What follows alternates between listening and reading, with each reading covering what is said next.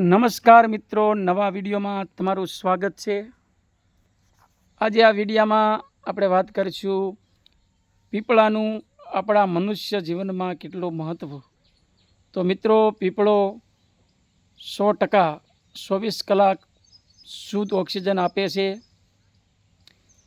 એના પાંદડાની વાત કરીએ તો તમે દરરોજ નરણા કોઠે 2-5 પાન છાવી દો તો તમારું લોહી શુદ્ધિકરણ થઈ જાય છે।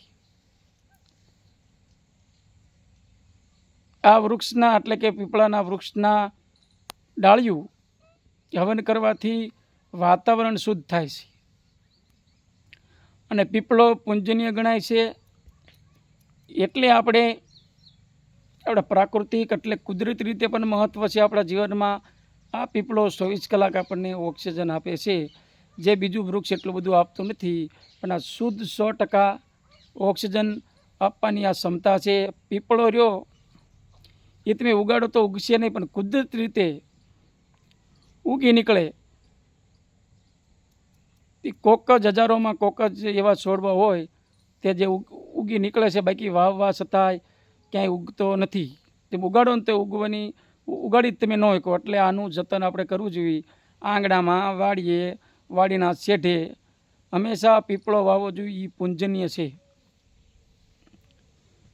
અને ઓમ વાત કરીએ તો આપણા માટે સાયણો પણ આપે છે। તમે વિડીયોમાં પીપળાનું વૃક્ષ જોઈ શકો છો। આ પીપળો આપણા જીવનમાં ધાર્મિક રીતે પણ બહુ મહત્ત્વ ધરાવે છે।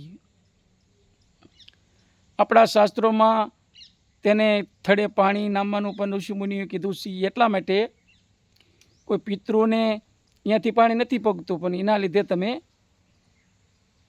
પાણી નામો, જેથી કરી આ પૃથ્વીમાં 24 કલાક શુદ્ધ ઓક્સિજન મનુષ્યને, પશુ પક્ષીઓને મળે।